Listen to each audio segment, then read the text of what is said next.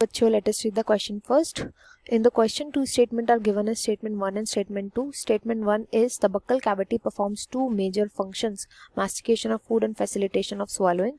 Statement 2 is lysozyme present in saliva acts as an antibacterial agent that prevents infection. हमें बताना है both statement 1 and 2 are correct. If both statement 1 and 2 are incorrect, if statement 1 is correct and 2 is incorrect, or statement 1 is incorrect and 2 is correct. तो यहाँ पर जो हम की concept use करेंगे वो जाएगा सलाइवा. सलाइवा कहाँ से ये रिलीज किया जाता है? तो हमारे सलाइवरी ग्लैंड्स रिलीज करते हैं.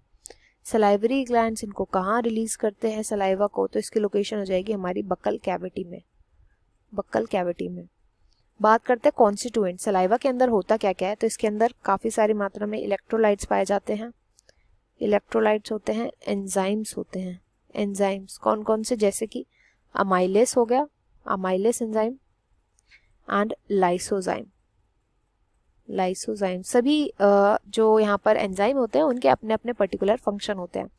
जो मेन फूड का ब्रेकडाउन होता है, फूड का जो केमिकल डाइजेशन होता है वो हमारी बक्कल कैविटी से स्टार्ट हो जाता है. बक्कल कैविटी से इसलिए स्टार्ट होता है बिकॉज ऑफ सलाइवा. अब फर्स्ट स्टेटमेंट जो है उसमें बोला गया कि बक्कल कैविटी दोनों चीज़ें परफॉर्म करती है, मास्टिकेशन भी, फैसिलिटेशन ऑफ स्वेलिंग भी, जो कि करेक्ट है. मास्टिकेशन का मतलब होता है चबाना, स्वेलोइंग का मतलब होता है घूटना. जब हम स्वेलो करते हैं फूड को, फूड नहीं होता वो एक्चुअली बोलस होता है. बोलस का मतलब होता है जब हमने चबा लिया अच्छे से खाने को और उस पर पूरा म्यूकस चढ़ जाता है जो कि हमारे सलाइवा के अंदर प्रेजेंट होता है, तो वो बनाता है बोलस को. जब इस बोलस को स्वेलो करना होता है तो इसके प्रोसेस को हम बोलते हैं डीग्लूटिशन. बहुत इंपॉर्टेंट है, याद रखना, डीग्लूटिशन.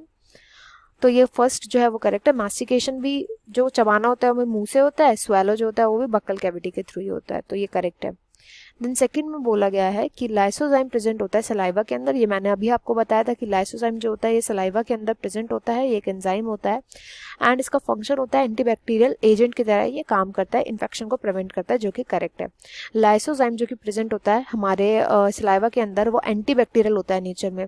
यही रीज़न होता है कि अगर कुछ लोग जो होते हैं जैसे जो ब्रश नहीं करते कुछ टाइम के लिए, ऐसा बोला जाता है दिन में 2 बार करना चाहिए, बट अगर दिन में 2 बार भी नहीं करते तो लाइसोजाइम की वजह से कई सारे बैक्टीरियल इन्फेक्शंस जो होता है वो प्रिवेंट हो जाते हैं.